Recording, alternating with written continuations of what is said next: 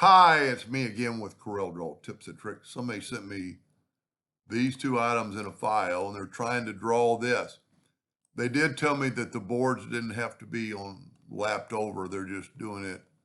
So I've already done it to make sure I could do it. And I think it's not cornered like that, but uh, they could very well do something with this.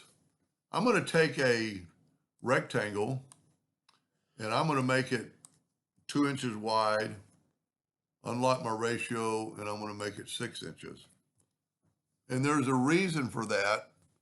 We need this peak to be at a square of 90-degree angle. So I'm going to turn this at 45.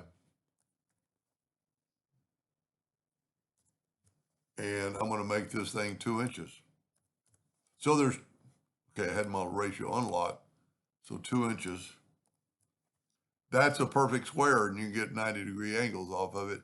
And this is one way to do it. The other one would be to mathematically just change the node, but this is good enough. And then put this one on this end. And I don't know if we can weld it or just cut it away. Well, welding will work. So then what I'm going to do, I'm going to hit P, put it in the center of the page, and I'm going to hit Control D and rotate it 90 degrees. And I get that X. I'm going to weld that. I'm going to rotate this 45 degrees. I'm going to make it 5 inches or anything. And I'm going to change my nudge factor to 5. And I'm just going to Control D. And if you look at that, it's making those squares. And you can make it as big as you want. I'm going to try to weld this and see what happens. And it worked. There's your lattice. Now, if you would like for it to overlap, there's another way to do it. And if it had, he just sent me an example. This is a pretty cool picture. Matter of fact, that might even trace. You know what? Let's try it. Pretty big, so let's reduce it in size. And let's trace bitmap. Outline trace clip art. I wouldn't have thought it would, but it might do good. And I'm going to take away the background. And look at that. Now, it's not a perfect vector, but if we maybe if we went left click, right click, see there's some trash. It's going to cause a problem.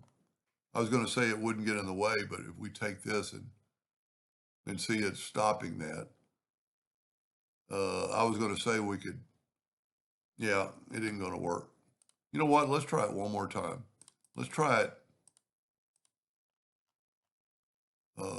Go to bitmap, outline trace, and let's go low quality image and see what happens. Sometimes I'll try it.